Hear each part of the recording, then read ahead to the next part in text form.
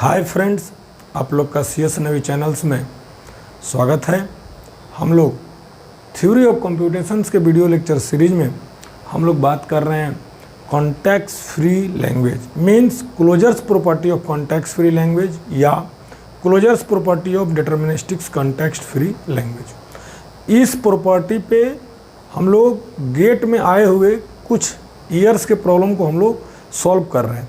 तो आज जो हमने प्रॉब्लम जो सेलेक्ट किया हुआ है वह प्रॉब्लम आपका गेट 2006 का एंड गेट 2006 के ही दो प्रॉब्लम्स हैं जो क्लोजर्स प्रॉपर्टी पे हैं। यदि आप इस वीडियो को आप वॉच कर रहे हैं तो प्लीज़ आप लोगों से हार्टली रिक्वेस्ट है कि आप हमारे CSC नवे चैनल्स के थ्योरी ऑफ कंप्यूटेशंस प्लेलिस्ट में जाकर आप closures property of context free language या closures property of deterministics context free language का वीडियो को आप कंप्लीटली वॉच करिए। देन आप इस वीडियो को आप वॉच करें जिससे कि आपका कॉन्सेप्ट बहुत अच्छा क्लियर होगा और अंडरस्टैंडिंग भी बहुत बेटर होगी। तो हम लोग प्रॉब्लम को सॉल्व करने की कोशिश कर रहे हैं। गेट 2006 का प्रॉब्लम्स क्या बोल रहा है, which of the following language is accepted by a non deterministics PDF। जब भी आप प्रॉब्लम्स को पढ़ें तो पहले आप सीरियसली से आप उसको पढ़ें कि वो कह क्या रहा है, आपसे पूछना क्या चाह रहे हैं। तो आपसे बोल क्या रहा है कि आप उस लैंग्वेज को बताएं जो नॉन डिटर्मिनिस्टिक्स PDA यानी NPDA का मतलब है NCFL, non deterministics context free language मतलब कॉन्टेक्स्ट फ्री लैंग्वेज। यदि आप NPDA बोल रहा है मतलब आपको PDA की बात कर रहा है बाय डिफॉल्ट। PDA आप CFL होता है। तो हमसे बोल रहा है कि आप उस लैंग्वेज को बताओ जो आपका PDA एक्सेप्ट कर रहा हो, मतलब आपकी लैंग्वेज CFL होना चाहिए बट नॉट ए डिटर्मिनिस्टिक्स PDA, मतलब CFL हो बट वह लैंग्वेज DCFL न हो। कहने का तात्पर्य है कि यदि आपकी लैंग्वेज CFL है तो PDA होल्ड करेगा, यदि लैंग्वेज आपकी DCFL है तो उसका PDA भी होल्ड करेगा और DPDA भी होल्ड करेगा। जैसा आप जानते हैं कि DPDA is a subset of NPDA या DCFL is a subset of NCFL means every DPDA is a NPDA, every DCFL is a NCFL means NCFL is a superset of DCFL, NPDA is a superset of DPDA। तो मेरा problems क्या है, पहला कि A की power N, B की power N, C की power N greater than equal to 0। जैसा आप लैंग्वेज को आप देख पा रहे हैं कि number of A equal to number of B और number of B equal to number of C। जैसा आप किसी भी लैंग्वेज को DCFL आप तब बोलते हैं जब आपका लैंग्वेज में पुश और पॉप क्लियर हो और सिंगल स्टैक कॉपी से होना चाहिए। आपका क्या होना चाहिए, सिंगल स्टैक कॉपी से होना चाहिए। आप यहाँ पर देखिए एट ए टाइम एक कंपेरिजन होना चाहिए, एट ए टाइम एक कंपेरिजन होना चाहिए आपका DCFL के लिए। यदि इसी प्रॉब्लम से कोई कहे NCFL के लिए तो पहली बात यदि लैंग्वेज DCFL है तो आप उसको NCFL बोल देंगे। यदि वो DCFL नहीं है, यदि हम NCFL चेक कर रहे हैं तो मीन्स कि आप उसमें मल्टीपल कॉपी क्रिएट करेंगे। बट एक बात है, एट ए टाइम एक ही कंपेरिजन उस वक्त भी होना चाहिए। मल्टीपल कॉपी क्रिएट होगा NCFL में बट एट ए टाइम एक ही कंपेरिजन होना चाहिए, चाहे वह DCFL आप सॉल्व कर रहे हो या NCFL सॉल्व कर रहे हो। At a time stack comparisons एक ही होना चाहिए। जैसा आप यहाँ पर देख रहे हैं number of A equal to number of B और number of B equal to number of C। At a time double comparisons हो रहा है। तो यह तो प्रॉब्लम्स तो DCFL भी नहीं है और NCFL भी नहीं है, क्योंकि एक सिंगल स्टैक से आप एट ए टाइम एक कंपेरिजन सॉल्व कर सकते हैं, at a time double comparisons आप सॉल्व नहीं कर सकते। तो मैं बोल सकता हूँ कि यह लैंग्वेज आपकी नॉट ए रेगुलर, यह लैंग्वेज पहली बात तो रेगुलर भी नहीं है, यह लैंग्वेज आपकी DCFL भी नहीं है, यह लैंग्वेज आपकी NCFL नहीं है। हाँ, आगे आपको हम ट्यूरिंग मशीन्स पढ़ाएंगे तो वहाँ पे डिटेल आपको कॉन्सेप्ट देंगे। कॉन्टेक्स्ट सेंसिटिव लैंग्वेज ये आपका जो लैंग्वेज है वह कॉन्टेक्स्ट सेंसिटिव लैंग्वेज है और रिकर्सिव है और रिकर्सिव एनुमरेबल है। आपकी लैंग्वेज या रेगुलर भी नहीं है, डिटर्मिनिस्टिक कॉन्टेक्स्ट फ्री लैंग्वेज नहीं है, नॉन डिटर्मिनिस्टिक कॉन्टेक्स्ट फ्री भी लैंग्वेज नहीं है। लैंग्वेज आपके CSL इस प्रॉब्लम को हम टेप के भी यहाँ पर सॉल्व करेंगे। कॉन्टेक्स्ट सेंसिटिव लैंग्वेज है, रिकर्सिव REC का मतलब है रिकर्सिव REL का मतलब है रिकर्सिव एनुमरेबल। अब सेकेंड प्रॉब्लम की हम बात करते हैं। सेकेंड प्रॉब्लम क्या कहता है, A की पावर L, B की पावर M और C की power N, L not equal to M और M not equal to N। जैसा आप जान रहे हैं और गेट है, और का मतलब होता है कि 0 यदि 0 है, 0 और 1 है, 1 और 0 है, और 1 और 1 है। 0 0 पर जैसा आप जानते हैं कि 0 यानी फॉल्स होता है, 0 1 पे 1 होता है, 1 0 पर 1 यानी ट्रू होता है, 1 1 पे ट्रू होता है। अब जैसे आप समझ पा रहे हैं कि A की पावर L, B की पावर, एक बार आपको A और B के बीच में रिलेशनशिप बनाना है कि A not equal to B और B not equal to C।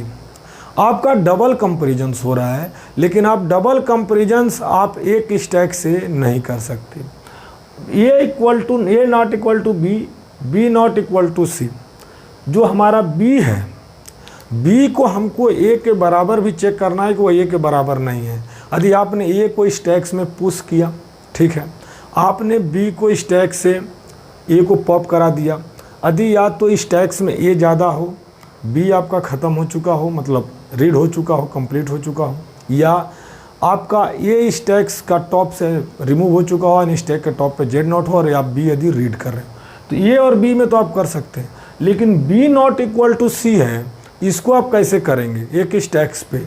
इसका मतलब है कि इसके लिए आपको मल्टीपल, हाँ एक बात है, आप एक बात को समझ लीजिएगा आप लोग कि at a time double comparison नहीं हो रहा है, एट एक और B को करेंगे, B और C, इसीलिए मैं इसका मल्टीपल कॉपी क्रिएट करेंगे। क्या करेंगे हम? इसका मल्टीपल कॉपी, एक बार A और B में कंपेयर कराएंगे एक स्टैक्स पे, एक बार B और C में हम कंपेयर कराएंगे।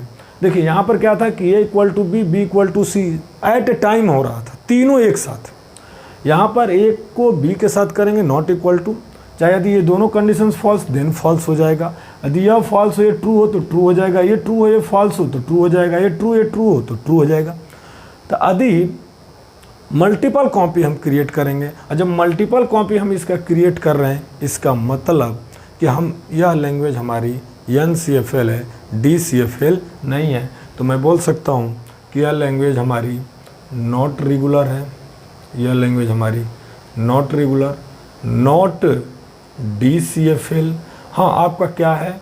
NCFL है, और रिकर्सिव है, CSL है, पहले CSL लिख देता हूँ, CSL है, रिकर्सिव है, और रिकर्सिव एनुमरेबल है।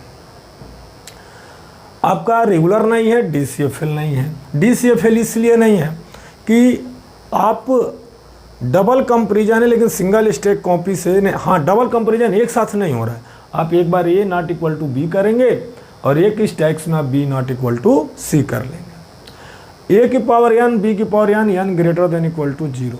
जिस तरह आप लैंग्वेज को देख रहे हैं, आप स्टैक्स में, सिंगल स्टैक्स में आपने A को, मैंने जो रूल बनाया, मैंने रूल यह बनाया कि जब A मिलेगा मैं उसको पुश कर दूंगा, B मिलेगा A को मैं पॉप कर दूंगा। मतलब यहाँ पर कंपेरिजन्स है।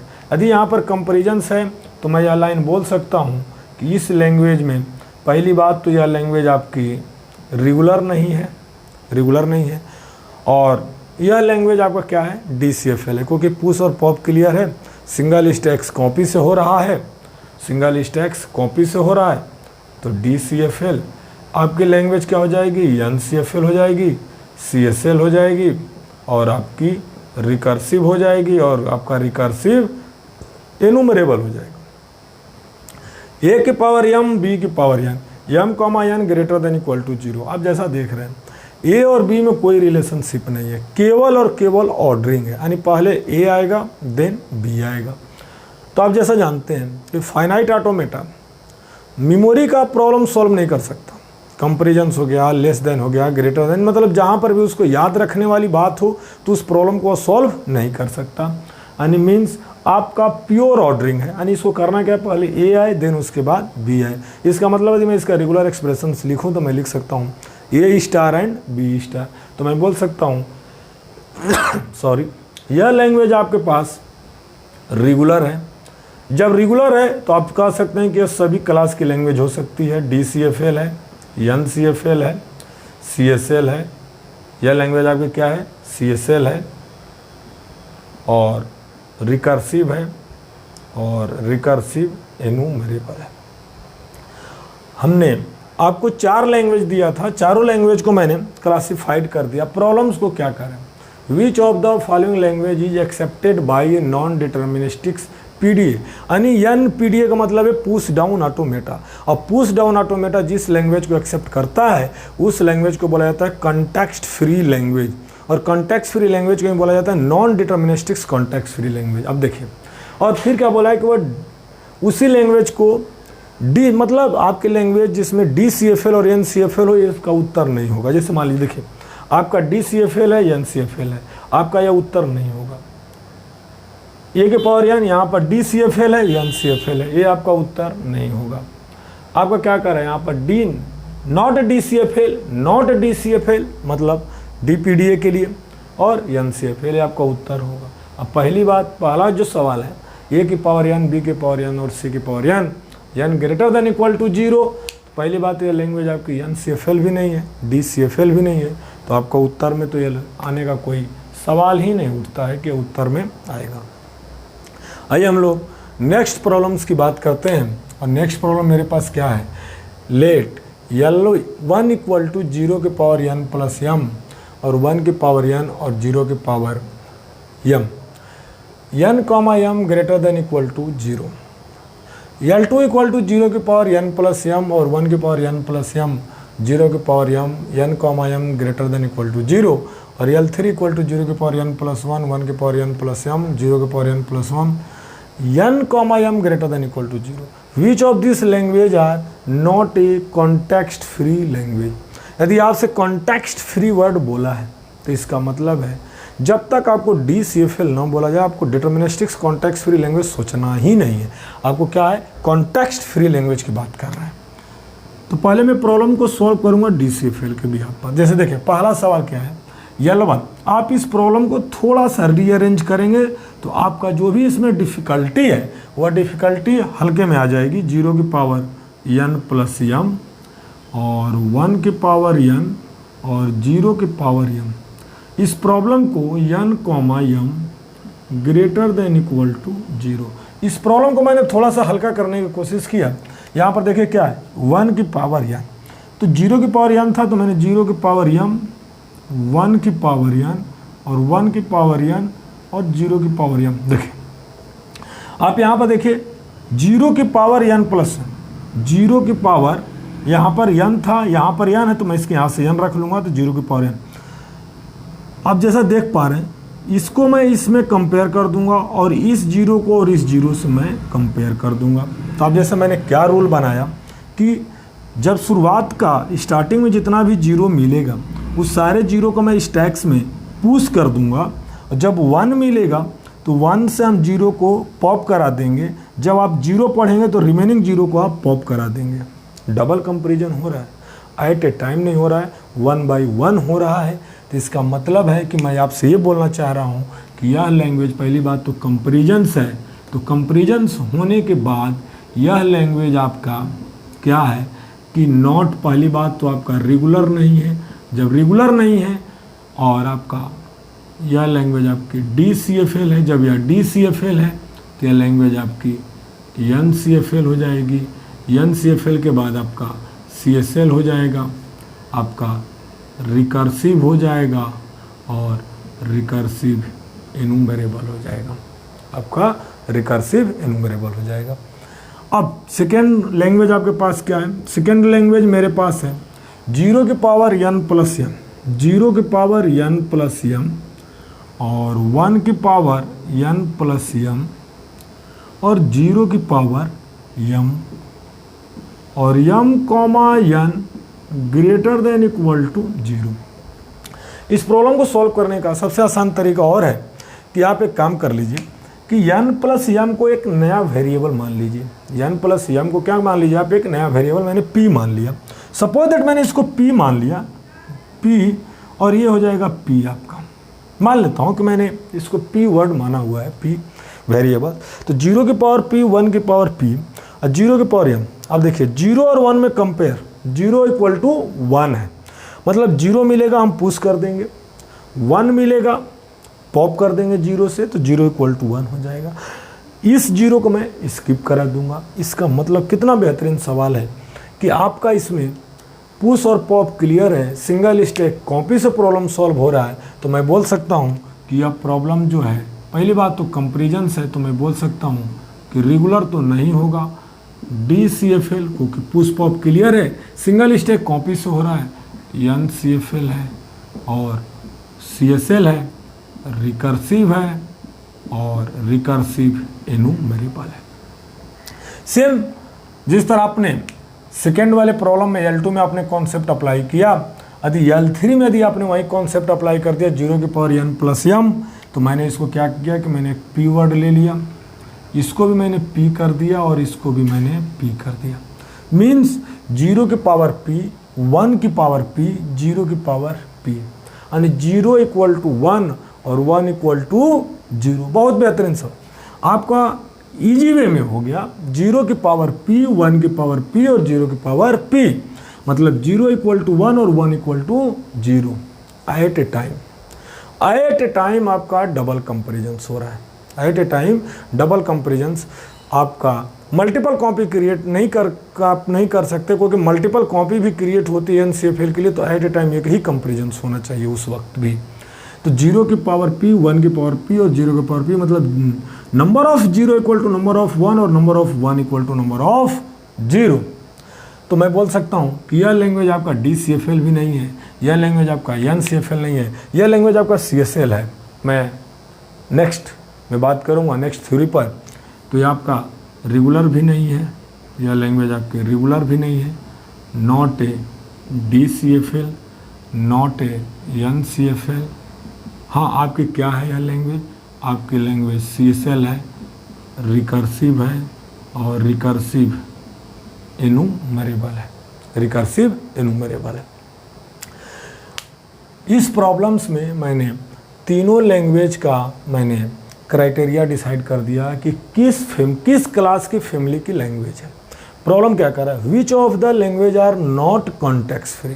हमें ये बताना कॉन्टेक्स्ट फ्री, यानी NCFL की बात कर रहे हैं। L1 देखिए आप NCFL है, L2 आपके पास NCFL है, L3 आपके पास NCFL नहीं है। मैं DCFL से मतलब नहीं NCFL। तो ऑप्शन क्या कर रहा है? L1 ओनली, गलत बात। L1 ओनली गलत, ओनली की वजह से गलत हो गया। L3 ओनली, पहले मैं इधर देख लूँ तो L1 एंड L2 नहीं, L2 एंड L3 नहीं। क्या है, कौन सी लैंग्वेज नहीं है? L3 ओनली आपका एक्चुअल आंसर L3 होगा। L3 हमारी एक ऐसी लैंग्वेज है जो कॉन्टेक्स्ट फ्री लैंग्वेज नहीं है। हम लोग नेक्स्ट प्रॉब्लम्स की बात करते हैं। गेट 2005 का ऐसा सवाल है, consider the language L1 = WWR। W theory of computations में स्ट्रिंग को रिप्रेजेंट करता है। W बिलोंग्स टू 0, का होल क्लोजर्स। W हैश आपका यहाँ पे एक स्पेशल सिंबल है। WR, W बिलोंग्स टू 0, 1 का closures where hash is a special symbols. L3 W belongs to 0, 1 का closures. Which one of the following is true. आपसे केवल और केवल DCFL और NCFL की बात किया है, तो हम केवल रेगुलर DCFL और NCFL की बात करते हैं। आगे भी मैं लिख दूंगा आप W और WR, जैसा आप देख रहे हैं इस प्रॉब्लम के लिए कि W का रिवर्स ऑफ W, मतलब पहले तो W को याद करना होगा, देन उसको रिवर्स करना होगा। इसका मतलब कि आपको मेमोरी की ज़रूरत है। जब मेमोरी की ज़रूरत है तो मीन्स यह लैंग्वेज आपकी रेगुलर नहीं है, यानी मैं बोल सकता हूँ कि this language is not a regular. पहली बात आसान से, बहुत आसान है। आप लोग हमारे साथ कॉपी और पेपर पर लिखते हुए चलिए, आपको बेटर अंडरस्टैंड होगा, बहुत बेटर। नॉट रेगुलर, क्योंकि W और WR, W आपको W को पहले याद करना होगा कि W मेरा एक्चुअल है कितना। जब W आपको याद होगा, देन आप उसके बाद उसको क्या करेंगे, आप रिवर्स करेंगे, तो इसमें मेमोरी की ज़रूरत पड़ेगी। अब मैं बात कर लेता हूँ DCFL। DCFL के लिए आपका पुश और पॉप क्लियर होना चाहिए। मैं आपसे बता रहा हूँ, पुश और पॉप क्लियर होना चाहिए, सिंगल स्टैक कॉपी से होना चाहिए और लिफो ऑर्डर मेंटेन होना चाहिए। जैसा आप देख रहे हैं, हमें इसमें यह नहीं पता है कि मुझे कहाँ से पुश करना है और कहाँ से पॉप करना है, क्योंकि मुझे स्ट्रिंग का पता है। इसके लिए क्या करना होगा, मुझे मल्टीपल कॉपी क्रिएट करना होगा। इसके लिए मुझे क्या करना होगा, मल्टीपल कॉपी क्रिएट करना होगा। और जब मल्टीपल कॉपी क्रिएट करना होगा तो मैं यह बोल सकता हूँ कि यह प्रॉब्लम आपका DCFL नहीं है। यह प्रॉब्लम आपका क्या है, DCFL नहीं है। जब यह प्रॉब्लम DCFL नहीं है तो मैं बात कर रहा हूँ क्या ये NCFL है। हाँ, NCFL है। इसके लिए हम क्या करेंगे, मल्टीपल कॉपी क्रिएट करेंगे, NCFL। इस प्रॉब्लम्स का मैं अपने CS नवी चैनल्स पर मैंने एक प्रॉपर वे में वीडियो भी अपलोड किया हुआ, आप उसको जाकर देख सकते हैं। NCFL है, CSL है, रिकर्सिव है और रिकर्सिव एनुमरेबल है। W#WR, यह तो बहुत आसान सवाल है कि W और W को कंपेयर कर रहा है। इसका मतलब कि यह लैंग्वेज आपका रेगुलर तो नहीं है। पहली बात कि यह लैंग्वेज आपकी रेगुलर नहीं है, रेगुलर नहीं है। कंपेयर है, हैश से पहले आप पुश करेंगे और हैश को आप पॉप कर देंगे, मतलब मैं इसको स्किप करेंगे, चाहे स्टैक के टॉप पर 0 हो, चाहे स्टैक के टॉप पे 1 हो। और WR मतलब स्टैक के टॉप पर यदि 0 होगा और रीड आप 0 कर रहे हैं तो पॉप करेंगे, स्टैक के टॉप पे 1 होगा और 1 रीड कर रहे हैं तो आप पॉप कर देंगे। इसका मतलब पुश पॉप क्लियर है, सिंगल स्टैक कॉपी से हो रहा है। तो इसलिए लैंग्वेज कैसी है, DCFL है। जब यह DCFL है तो यह लैंग्वेज आपकी NCFL हो जाएगी, CSL हो जाएगी, रिकर्सिव हो जाएगी और रिकर्सिव एनुमरेबल हो जाएगा। अब मैं बात कर लूँ L3 equal to W belongs to 0 1 का क्लोजर्स। यानी स्ट्रिंग आपका मल्टीपल कॉपी क्रिएट करने से भी नहीं होगा। इस प्रॉब्लम को L3 को यदि मैं बोलूँ कि L3 आपका मल्टीपल कॉपी क्रिएट करने से भी नहीं होगा, ठीक है, तो आपका यह लैंग्वेज रेगुलर नहीं है, क्योंकि W इक्वल टू W है। मेरा कहाँ से W है, फिर आएंगे न इसमें कंपेयर कर पाऊँगा, क्योंकि इसके बीच में मेरा कोई एक रूल नहीं आइडेंटिफाई। इसके टिप की ज़रूरत पड़ेगी मेमोरी के लिए। रेगुलर नहीं है, not a DCFL, not a NCFL। हाँ, यह लैंग्वेज आपकी CSL है और CSL होने के बाद आपका यह रिकर्सिव है। जब यह रिकर्सिव है तो यह रिकर्सिव एनुमरेबल है। Which one of the following is true, L1 is DCFL, नहीं, L1 is not a DCFL है, ये आपका उत्तर गलत है। L2 इज DCFL, बात सही है, L2 is A DCFL। L3 is CFL, नहीं, L3 आपका CFL नहीं है। बट नॉट ए DCFL, नहीं, बट नॉट ए DCFL, गलत बात। L3 इज ए DCFL, जब CFL ही नहीं है तो DCFL की बात ही क्या। हम लोग नेक्स्ट प्रॉब्लम्स की बात करते हैं और नेक्स्ट प्रॉब्लम मेरा यह भी आपका गेट 2005 का ही प्रॉब्लम्स है। ये भी गेट 2005 का ही सवाल है और क्या कह रहा है, L1 इक्वल टू A की पावर n, B की पावर n और C की पावर m। बहुत बेहतरीन सवाल है यह। यदि आप एकेडमिक स्टूडेंट हैं तो आपको पूछा जाता है और डायरेक्ट सवाल आपका पूछा जाता है कि क्या दो कॉन्टेक्स्ट फ्री लैंग्वेज का closures property intersections close under operations होता है। तो आप चाहे कोई भी बुक पढ़ेंगे, आप हर बुकों में एग्जाम्पल जनरली यही होता है। क्या है मेरे पास, L1 इक्वल टू A की पावर n, B की पावर n, C की power m, m, n greater than equal to 0। A और B के बीच में कंपेयर हो रहा है। पहली बात क्या, लैंग्वेज आपकी रेगुलर नहीं है, यह रेगुलर नहीं है। A और B के बीच में कंपेयर सिंगल स्टैक कॉपी से हो रहा है, इसका मतलब है कि यह लैंग्वेज आपकी DCFL है, NCFL है, NCFL है, CSL है, रिकर्सिव है और रिकर्सिव एनुमरेबल है। A की पावर n, B की पावर m और C की पावर m। यह लैंग्वेज भी आपका रेगुलर नहीं है, कंपेयर हो रहा है B और C के बीच में।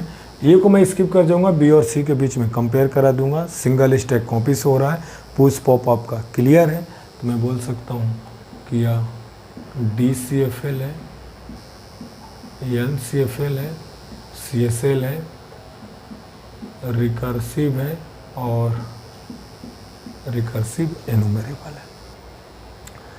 विच one of the following statement is false. पहली बात का हमें, आप जहाँ देख रहे हैं L1 intersection L2, L1 union L2 और सेपरेट है, तो मतलब इंटरसेक्शंस तो है, तो मैं क्यों नहीं इनका इंटरसेक्शंस कर दूँ, L1 इंटरसेक्शंस L2। यदि आप इस लैंग्वेज का प्रॉब्लम्स का आप डिटेल सोल्यूशन चाहते हैं तो मेरे CSC नवी चैनल्स पे थ्योरी ऑफ कंप्यूटेशंस के प्लेलिस्ट में मैंने इसका डिटेल सॉल्यूशंस मैंने अपलोड किया हुआ है, आप वहाँ से भी जाके आप देख सकते हैं। Closures property of context free language में भी आप देख सकते हैं, एंड मैंने इसको वहाँ पर डिटेल समझाया हुआ है। L1 इंटरसेक्शंस L2 L1, यदि आप इसका इंटरसेक्शंस करें तो आपका इंटरसेक्शंस आ जाएगा A की पावर n, B की पावर n और C की पावर n और n greater than equal to 0। यदि आप इसका इंटरसेक्शंस करेंगे तो इसका इंटरसेक्शंस मुझे आ जाएगा A की पावर n, B की पावर n और C की पावर n और n greater than equal to 0। तो L1 इंटरसेक्शंस L2, और इस लैंग्वेज को तो आप जान ही रहे हैं, number of A equal to number of B और number of B equal to number of C। At a time double comparison हो रहा है और at a time double comparison हमारा स्टैक्स नहीं कर सकता, तो मैं बोल सकता हूँ कि यह इंटरसेक्शन जो इनका है वह आपका कॉन्टेक्स्ट सेंसिटिव लैंग्वेज है। तो L1 intersection L2 is a CFL, ये बात गलत है। यह बात क्या है, गलत है, उन्होंने गलत ही बोला है, तो मेरे उत्तर में ये हो जाएगा। L1 union L2 is a CFL। L1 एक कॉन्टेक्स्ट फ्री लैंग्वेज है, L2 एक कॉन्टेक्स्ट फ्री लैंग्वेज है, और जैसा आप जानते हैं क्लोजर्स प्रॉपर्टी में context free language are closed under operations of the union. तो इसका मतलब है कि L1 union L2 is a context free language. इसका मतलब है कि यह बात सही है कि L1 यूनियन, लेकिन हमसे उत्तर क्या पूछा है, फॉल्स पूछा है, क्योंकि L1 intersection L2 is a CFL, जबकि L1 intersection L2 is not a CFL होता है। तो इसलिए मैंने इसको सही किया क्योंकि उन्होंने, तो इसका मतलब है कि यह स्टेटमेंट सही था, तो हमारा फॉल्स नहीं हो सकता। L1 and L2 R A CFL, ये भी बात सही है, तो इसलिए मेरे को फॉल्स चाहिए, तो ट्रू होगा, ये ट्रू है। L1 intersection L2 is A CSL, मैंने अभी जस्ट सॉल्व किया हूँ, A की पावर n, B की पावर n और C की पावर n, यानी number of A equal to number of B, number of B equal to number of C। तो L1 intersection L2 is A CSL, ये भी बात सही है, तो इसलिए हमारे उत्तर में यह लाई नहीं करेगा। एक्चुअली इसका उत्तर जो होगा L1 intersection L2 is a CFL। Thank you for watching our this video lectures. Please आप लोगों से हटली रिक्वेस्ट है कि आप हमारे CSC नवी चैनल्स को ज़्यादा से ज़्यादा सब्सक्राइब करें, बेल आइकन्स को प्रेस करें, लाइक करें, शेयर करें, कमेंट करें। Thank you.